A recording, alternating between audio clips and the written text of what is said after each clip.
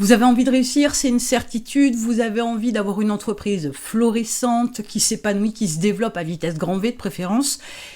Et en fait, ça c'est ce que vous aimeriez avoir, mais ce n'est pas ce que vous avez aujourd'hui. Une réussite, ça se construit, mais une réussite, ça s'écrit à l'avance. Pour écrire l'histoire de votre réussite, il est clair que, tout comme dans un bon bouquin, on a un début, entre guillemets, un milieu et une fin. Alors, la fin, c'est plutôt l'atteinte de l'objectif sur le principe pour votre entreprise, mais le début, ça correspond à ce que vous avez aujourd'hui, comment vous fonctionnez aujourd'hui avec votre entreprise, les ressources que vous avez, les produits que vous avez mis en vente, etc. Si on décide de partir de ce que vous avez aujourd'hui pour pouvoir écrire votre réussite. Et enfin, le milieu, c'est tout ce qui va être fait pour pouvoir atteindre votre objectif. Ce qui est assez flagrant, majoritairement, c'est que les entrepreneurs travaillent, mais n'écrivent pas leur réussite. Leur objectif, il est toujours à moindre terme, à court terme, en regardant le chiffre d'affaires du mois prochain, potentiellement le chiffre d'affaires annuel, pour voir si dans les comptes on s'en sort, etc. J'ai eu l'occasion d'avoir une discussion au téléphone il y a quelques jours avec un entrepreneur qui me dit « Oui, alors, le chiffre d'affaires, il a augmenté de X% par rapport à l'an dernier.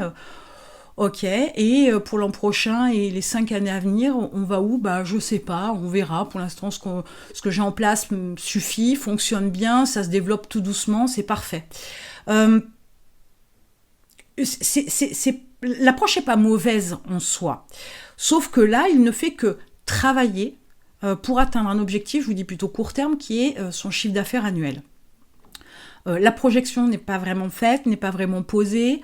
L'approche au quotidien, c'est le train-train, la routine. Voilà, on fait ce qu'on a à faire parce qu'on sait qu'on doit le faire. Mais à quel moment il y a une vraie analyse ? Au moment du bilan ? À quel moment il y a une analyse ? Au moment où le chiffre d'affaires chute drastiquement, où on perd énormément de clients ? À quel moment il y a une réflexion ? Parce que la situation est délicate, on prend le temps de se dire « Ok, je vais analyser, je ne comprends pas pourquoi ça baisse. » Ok, est-ce qu'il ne serait pas plus subtil, plus intelligent d'avoir aussi une approche qui est « Ok, je dois développer mon chiffre d'affaires, il faut qu'il soit en hausse. Je me pose, j'analyse ce qui a été fait, comment ça a évolué, etc. Et qu'est-ce que je peux mettre en place pour avoir cette progression-là ?» Là, vous écrivez votre réussite.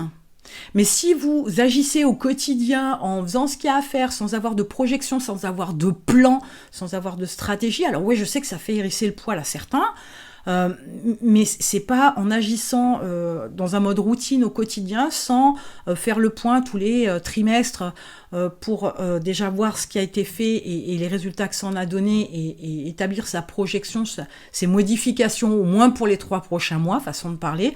3 mois, c'est vraiment du très court terme. Mais l'idée étant que une histoire, ça s'écrit. Dans un livre, l'histoire est peut-être calée sur 5, 10, 15, 20 ans. Je parle même pas des livres avec plusieurs tomes, hein. Là aussi, on pourrait en parler, mais l'idée, c'est quoi ? C'est que de toute façon, il y a toujours cette approche-là de construire pas à pas l'histoire, de vous donner tout un tas d'infos au début, etc. Et puis après, de mettre en place l'intrigue, éventuellement, si c'est du policier ou l'histoire d'amour, peu importe. Mais voilà, il y a toujours ce même mode de fonctionnement, sauf que vous partez avec vos ressources, et vous avancez pas à pas, sans avoir de projection, sans avoir de plan, sans avoir d'analyse, dans le bon comme dans le mauvais, parce que c'est dans les deux cas qu'il faut faire l'analyse. Et du coup, votre histoire, votre développement, votre réussite, elle se profile, mais alors loin. Ouais, un jour, j'y arriverai. Non, ça va pas être possible du tout. Donc, l'idée étant que pour écrire l'histoire, il vous faut des actions. Il vous faut analyser, il vous faut des plans, il vous faut des stratégies. Et par-dessus tout, il vous faut une implication. Ce n'est pas en disant « je veux travailler moins, je délègue, j'automatise, etc. » et qu'effectivement, vous décidez de travailler plus que 4 heures par jour, que vous écrivez votre réussite. Ce n'est pas que ça. Si dans 6 mois, le chiffre d'affaires prend une gifle phénoménale pour plein de raisons, pour une nouvelle loi qui est passée sur votre marché, qui va vous mettre des barrières, etc. Le truc, c'est que, ok, vous avez travaillé que 4 heures par jour jusqu'à ce moment-là. Qu'est-ce qui va se passer si le chiffre d'affaires baisse? Aïe, on vire les prestataires, on vire les salariés et on se retape 15 heures de travail par jour. Il faut être cohérent, mais il faut savoir aussi anticiper, il faut savoir se projeter dans le temps pour pouvoir mettre en place un développement en continu, progressif, qui vous amène à votre réussite. Oui, ça implique des compromis, des sacrifices. Oui, ça va impliquer de faire des actions, avoir des tâches qui ne vous plaisent pas, etc. Mais c'est écrire votre réussite. Si vous enlevez tous les mauvais côtés de l'entrepreneuriat, pour plein de raisons, vous décidez de zapper tout un tas de choses, votre entreprise, elle ne va nulle part. Et dans l'écriture de votre réussite, je vous dis, ça passe par tellement tout un tas de choses qu'on a tendance, après c'est humain, mais il faut travailler dessus pour être meilleur, on a tendance à des fois se focaliser sur des choses qui ne sont pas importantes, mais qui font envie à faire, qui plaisent à être fait. Et non pas des choses qu'il faut faire, des actions qu'il faut faire et qui, elles, sont des fois hyper désagréables. Donc votre histoire, elle s'écrit, votre réussite, elle s'écrit. Il faut que vous preniez le contrôle de l'écriture de ce livre, de cette histoire. Sans ça, si vous jetez la pierre à l'économie, au président, au Covid, aux guerres ou je sais pas quoi, s'il y a toujours de bonnes excuses pour justifier de quoi que ce soit, vous n'écrivez rien, vous subissez. Et ça change toute la donne dans votre entreprise si vous décidez d'agir au lieu de subir. Voilà, vous savez que vous devez écrire votre histoire.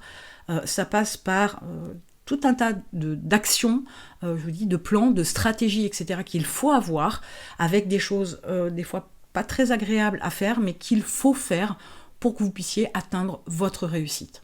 Et pour pouvoir travailler votre mindset et votre business, les deux vont de pair, l'un ne va pas sans l'autre, on ne peut pas être que dans les actes et pas dans la réflexion, et pas dans l'approche, dans la vision, etc. de votre développement et du développement de votre entreprise.